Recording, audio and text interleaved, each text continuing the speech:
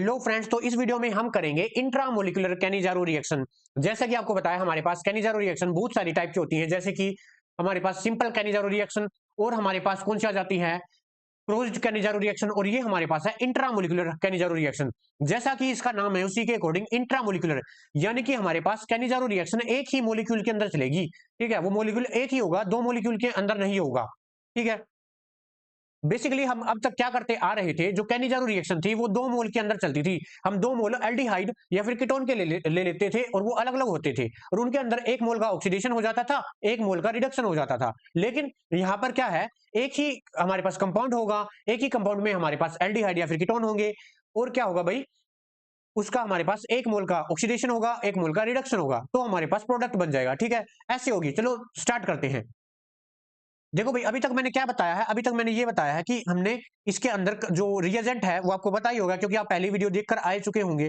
Concentrated NaOH। ठीक है, ये हमारे पास इसमें रिएजेंट लेते हैं। सेकेंडली क्या बात है, इसके अंदर हम क्या लेते हैं भाई, 2 मोल ऑफ एल्डिहाइड या फिर कीटोन के लेते हैं। ठीक है, और लेकिन जो इस रिएक्शन के अंदर है, उसके अंदर जो एल्डिहाइड जो कीटोन होंगे वो एक ही कंपाउंड के अंदर होंगे, तो ये लिख सकते हैं aldehyde ketones in the same compound.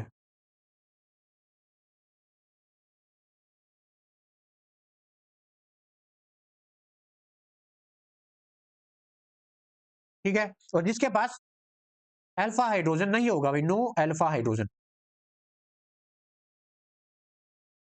No alpha H atom. ठीक है, और इस रिएक्शन का एक और नाम है जिसको हम क्या बोलते हैं भाई, जिसको बोलते हैं हम डिस्प्रोपोर्शनेशन रिएक्शन। ऐसा क्यों बोलते हैं, ऐसा इसलिए बोलते हैं कि इसके अंदर रिएजेंट खुद ही ऑक्सीडाइज एजेंट का काम करता है और खुद ही रिड्यूसिंग एजेंट का काम करता है, इसलिए।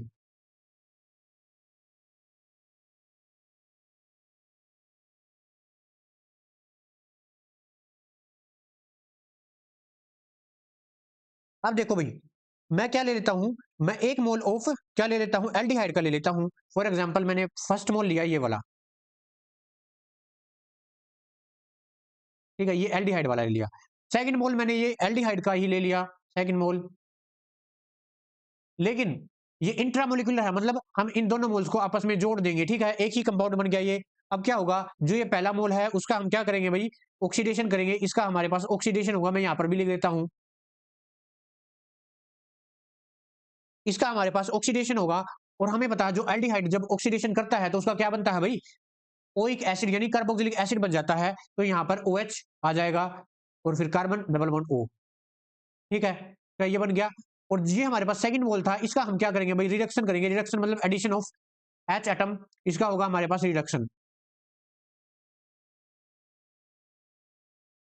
अब रिडक्शन करेंगे, हम सबको पता है जब एल्डिहाइड का रिडक्शन होता है तो अल्कोहल बन जाता है, तो ये भी अल्कोहल के अंदर कन्वर्ट हो जाएगा। यहाँ पे H एटम और यहाँ पर भी H एटम और यहाँ पर हमारे पास OH। ये हो गया।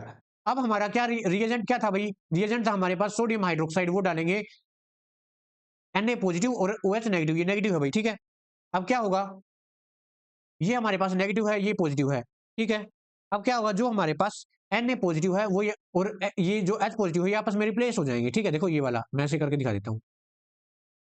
ये आपको याद रखना है कि जो हमारे पास कार्बोक्सिलिक एसिड वाला H है वही इसके साथ रिप्लेस करेगा। ठीक है, ये आपको बस बात ध्यान रखनी है इतनी। तो यहाँ पर क्या हो जाएगा, हमारे पास Na पॉजिटिव और O नेगेटिव, और यहाँ पर कार्बन डबल बॉन्ड OH।